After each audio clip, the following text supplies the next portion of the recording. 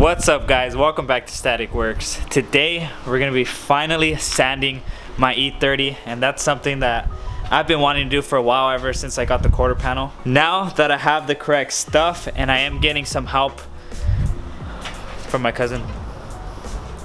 He doesn't really like being on the camera, but he's going to be helping me because he knows a lot about body work, and the car's pretty straight as it is, but we do need to sand it, putty it, and then hopefully we'll get time to either primer it within the next couple of days. Hopefully today, if not, you know, next week.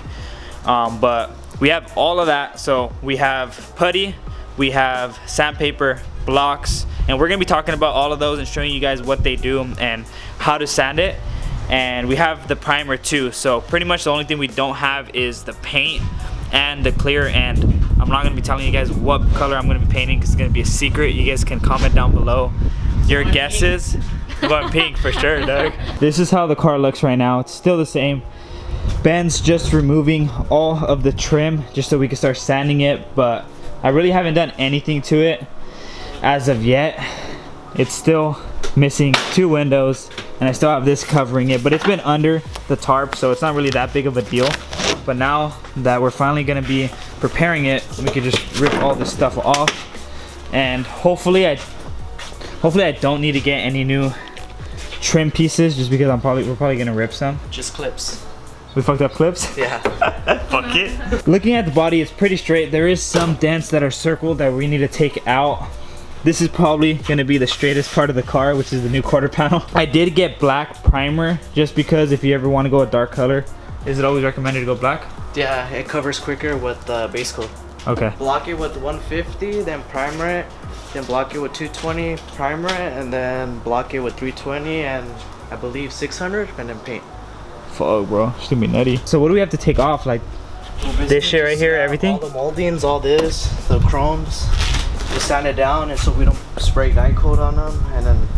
Here, I'll bring out all this shit just so we can talk about what we're gonna be using. Yeah. So the first thing that we're gonna be using is this guide coat, and I mean, it's just pretty much black spray paint, right? Yeah, black spray paint, and then you just guide coat the whole car, and then once the whole car is guide coat, you start blocking it, and then whatever like leftover black, that indicates that there's like dents and dings on there. So pretty much what this does is once you spray it on the car and you sand it, you're not just gonna be sanding it by hand or using a sander. You're gonna be using this block, and it's flat. So when you're sanding it, any imperfections or any dents that go inside, you're gonna be noticing that because it's gonna stay black, and that's what you know is gonna fill. And I'll show you some dents on the Miata and show you guys pretty much how that works, because there's not a lot of dents on this that we see so far. But pretty much, since it is gonna be the color I'm talking about, I'm not gonna say it, pink, you're gonna be able to see a lot of the dents with that color. So pretty much what we're gonna be using is we're gonna be using guide coat. We're gonna start blocking with the guide coat, right? Yeah, we're gonna guide coat the whole car, and then we're gonna start blocking it down with 150. Okay, and then after that, that's when we're gonna be using this, right? Yeah, the body filler, whatever dents and. So normally use putty, but we're gonna be using, I mean, I guess this is bondo, right? Yeah, bondo, lightweight filler. We're not gonna use a lot of it. I'm pretty sure we're gonna have to use it on the bumper right here, just because that shit's pretty fucked. But that's something that we're gonna have to touch up later because a lot of rust. Or might as well just get a different bumper, huh? At that point. Pretty much. So we're gonna have to be taking off all the trims when we do that. And then this is the primer itself, and this is the activator for the primer. It's 4-to-1. So what does that mean? 4-to-1? Yeah. So basically it's gonna, on the cup you have, the measurements, is gonna be 4 of primer. And then one of the activator? Yeah, it's okay. 4-to-1. Okay, I get what you're saying. And we have different blocks that we're gonna be using. This one, I mean, the sandpaper I got is really good because it has tape on the back, so you could just tape it. This one is intended, so pretty much when you don't have the correct sandpaper, you could just fucking tighten it down, I guess. So a cheaper route. And then we have the spreader for the bondo, and we're gonna show you guys that, but for now we're just gonna be removing everything and then go from there. So right now Daniel is just gonna be wiping down the E30 just so when he sprays E30? the... What? Why are you making fun of me? Anyway, he's gonna be wiping it down just so when he does spray the guide coat on there, it can actually stick. What we're gonna be doing is removing all the trims and trying to block it and see. Let's see how much dents there is. I thought it was gonna be that much, but nah, it's not that bad. The other side has more, but it's pretty clean. Just this right here. Yeah, you can see it right there from the reflection. Yeah, it's like. But you can't even see it now that it's black. And then right here too, you see like a little dent right here. Yeah, so he's been working on cars for a while, so he'll know. Like he can probably spot dents from a mile away. I can't do that. I just fix these shits. We do recommend getting paint that's for guide coat. It should say on the label, and that's just because that the paint is gonna stick to the sandpaper more, and you really don't want that because you're gonna have to be running through sandpaper. And we're trying to be as cost effective as possible. That's why we're doing it in my driveway instead of doing it at a shop. Looking at the Miata, you can't really spot any big dents, but it's only when you look at it from an angle. Sorry about the wind, but you can see right here there's a lot of imperfections. It's like someone actually hit it with a paintball gun, and that'll definitely show. So we can't pull this. We've tried.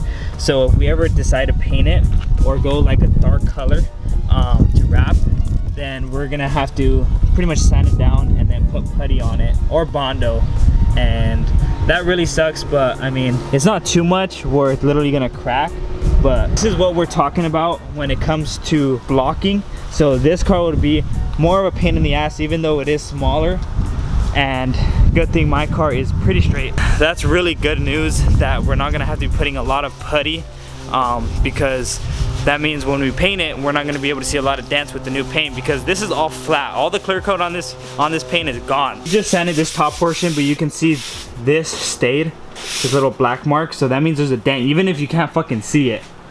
It's just a slight imperfection. So we just bondo right there, sand it again, and clean it up. So we're going to be working fender by fender, or panel by panel, and hopefully it doesn't turn out too bad.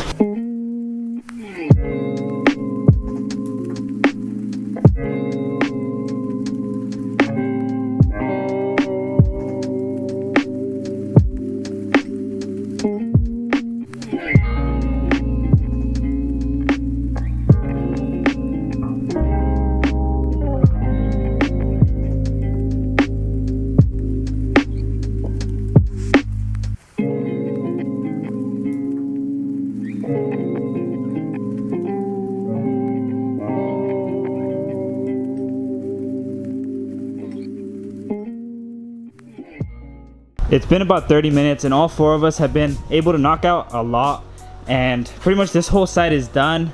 We obviously still need to putty it or bondo it, but right here you'll get an example of what we're talking about. This looks like we didn't even touch it, and that's because this is a dent right here, and I can actually feel it if you run it through, but it's hardly noticeable. But there's one right here, there's some down there, and I mean, it's pretty crazy what you can't see in the naked eye. And then these are high spots. So it's higher? Yeah, it's higher.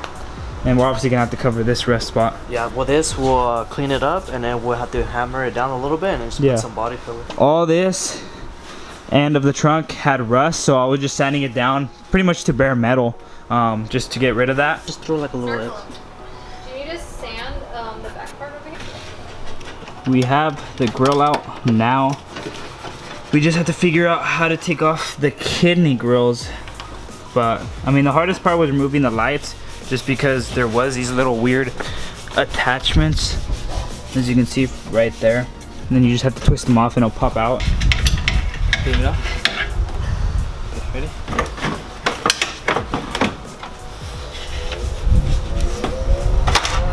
I did decide to actually paint the interior black. I've been wanting to for a while, but I never had the stuff, and my dad had an extra can of LVP. With just this, I was able to turn the tan interior, or the brown interior I should say, into this black, and it does look really nice.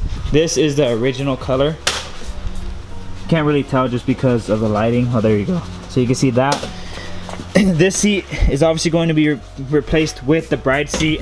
That seat is ripping, but I'm pretty sure I could just sew that one up and just spray it black. You can't really tell. The whole interior is going to be black, so it's gonna look really nice after I finish that. This is the front lip. I thought it was a bumper, but obviously that thing is the main bumper for this car, so it's pretty much just an extension, and this thing is rusted to hell, so we're definitely going to be replacing that. Looking here, there is rust. We are going to be removing just this little piece and sanding this down. The actual chassis and frame, it is rusting slowly, but I know there's a spray that you can spray on that will just prevent it from continuing to rust. So that's probably what we're gonna do. I actually do want to take these off, the frames that hold the headlights, and just spray paint that. But I don't really see much rust, so that's a really good sign for a 30-year-old car. And obviously this car is from California, so there's not going to be a lot of it. The bottom doesn't really have any rust. It's just very minor surface rust, so that's really good. But it's only, I think it's only been about like 2.5 hours since we've been doing this, and we've got a lot done because we obviously have a lot of help. So thank you to my cousin Ben, Stephanie, and my other cousin that's sitting down. What's up, Martin? Hold on, I'm not working. Oh my god. Oh, it's okay, bro. I'm sorry. Oh my god. How you doing? Hey, what's up? I hate you. My car broke down twice. That's it? That sums it up. I mean, My car doesn't even run right now. which one? Just kidding, all of them do. Still gap you. All you do is just sand them down or what? Yeah, with like a thicker grip What does that do? to make the bondo stick. That's so good. Basically, like when you apply, you gotta make sure the sides are like smooth. You know, you don't even want thick Well, and shit. you know how to fucking lay it because it's not thick at all. It's been about 6 hours since we started. We're close. We're really close to finishing up and pretty much getting ready for primer, legitimately. So right now I am sanding the actual quarter panel that was welded because he did primer it. He did spray that guide coat.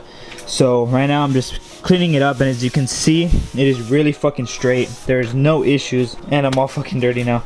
But it is coming out really good. I still obviously have to sand this out. The bondo that he placed, I'm just gonna wait till tomorrow because today is Friday. I'm planning on getting it primered Sunday. So pretty much I'm gonna be out here all night trying to get the door jambs done because it's something we definitely need to get done. Obviously we're not gonna be bondoing any of that, but the car is really straight for being so old, and even my cousin was surprised because he's done a few cars, so he knows what he's doing.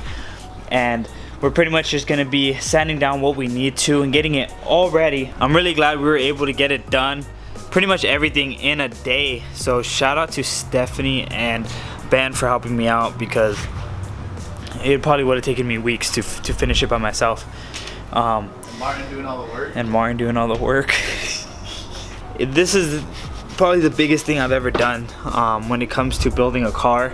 I've never really took the time to actually want to paint a car. I don't really like body work for this reason, just because it get all fucking dirty, and it is hard. It's labor intensive. Even though I work on cars, it's just a whole different the whole different aspect of cars.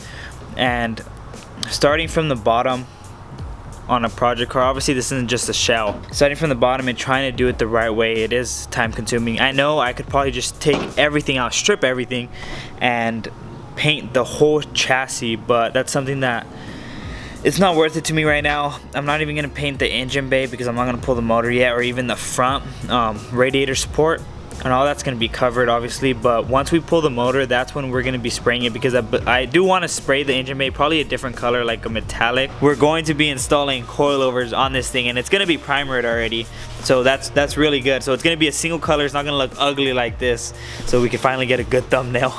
But yeah, it's gonna be pretty fucking dope because everything that I'm trying to do to this car, it's gonna be a little more expensive. With the G35, it was more budget build, and the E46 got a little more expensive, not because it's the BMW, but just for the simple fact that I wanted to spend more money on more quality stuff. But I still did cheap out on a lot of things. And with this thing, just digging myself a little deeper, and maybe with my next project as well, and I'll go full sand, or maybe with my next project I just won't give a fuck and it's gonna be more of a drift build and not really care what I'm doing to it and just probably spray paint it. But I do need to fix a lot of things on the E46.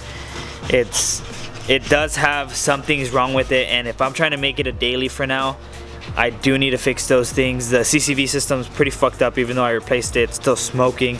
I need to fix that. The wrap's fucking up, so I'm probably gonna be removing the wrap and actually painting that thing. Not the whole thing. I'll probably just paint the bumper because it's not painted, and paint everything that got fucked up with the wrap. I'll give you guys another walk around of the car. This is the bondo that he laid, and honestly, it is going to be drying pretty soon. I could already feel it, but I'm just going to wait for him just so we can finish it up right. I want to do this the right way, and there's not a lot of spots. I would have thought there was going to be a lot more, but as you can see, 1 2 3 4 5 6 7 8 9 10, there's like 2 on the hood. it's really not a lot. I would have pictured a lot more.